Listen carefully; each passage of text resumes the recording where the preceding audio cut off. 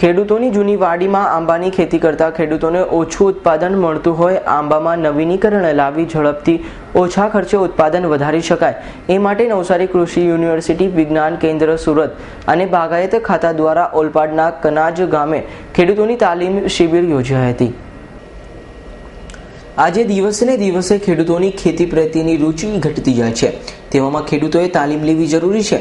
સુરત જિલ્લાના ખેડૂતો આંબાની ખેતી કરતા આવ્યા છે, પરંતુ ખેડૂતોએ બનાવેલી આંબાની જૂની વાડીમાં આંબાનો ઉતારો ઘટતો જાય છે, ત્યારે તેમાં નવીનીકરણ પદ્ધતિ અપનાવી શકાય છે। ઓલપાડ તાલુકાના કનાજ ગામે બાગાયત ખાતા અને કૃષિ વિજ્ઞાન કેન્દ્ર સુરત દ્વારા એક ખેડૂતોને તાલીમ આપવાની શિબિર યોજવામાં આવી હતી। નવસારી કૃષિ યુનિવર્સિટીના કૃષિ વિભાગીય વડા ડોક્ટર જયેશ પસ્તાગિયાએ આંબાની નવીનીકરણ પદ્ધતિ વિશે ખેડૂતોની વિશેષ સમજણ આપી હતી, તેમજ દેશી ઝાડને નવી કલમ કરીને માં પસંદ ખાતરનો ઉપયોગ કરીને જૂની વાડીમાં જ ઓછા ખર્ચે મબલક પાક મેળવી શકાય છે।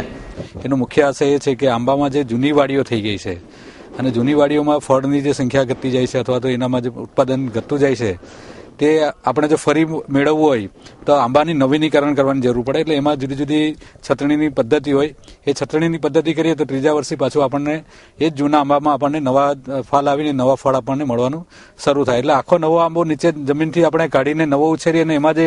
સમય જાય 4-5 વર્ષનો તે સમય બચાવીને આપણે આપણા જે મૂળ અંદર જે થડ જામેલા છે એ જ ઝાડ પર આપણે ફરીથી એનો ફાલ લઈ શકીએ। બીજું કે આપણી પાસે ખૂબ જ દેશી ઝાડ હોય, જૂના ઝાડ હોય, તો એમાં પણ આપણે નવી કલમ કરીને એ ઝાડને આપણે ધારો કે દેશી ઝાડ છે તેને કેસરમાં કે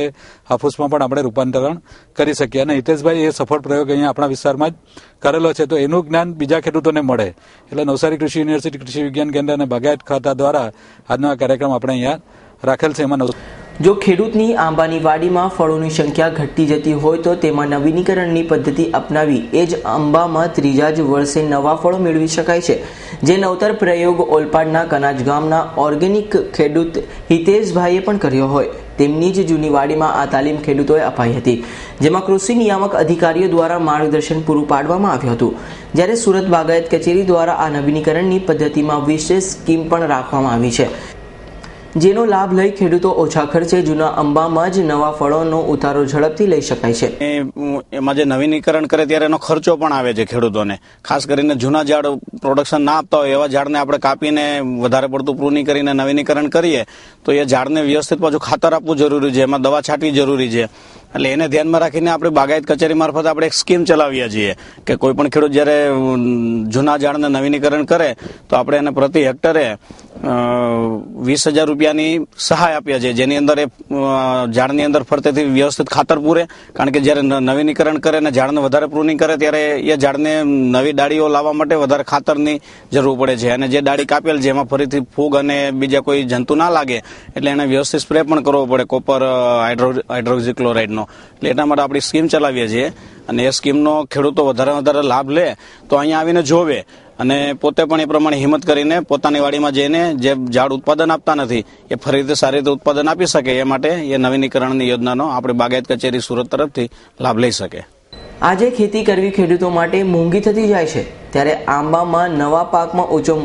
મજૂરીનો દર પણ ન ચૂકવવો પડે અને સહેલાઈથી જૂના આંબામાં જ નવો ઉતારો લઈ શકાય એ માટે આ નવીનીકરણની પદ્ધતિ ખેડૂતો માટે આશીર્વાદરૂપ છે। નરેશ પટેલનો રિપોર્ટ, S9 ન્યૂઝ, ઓલપાડ।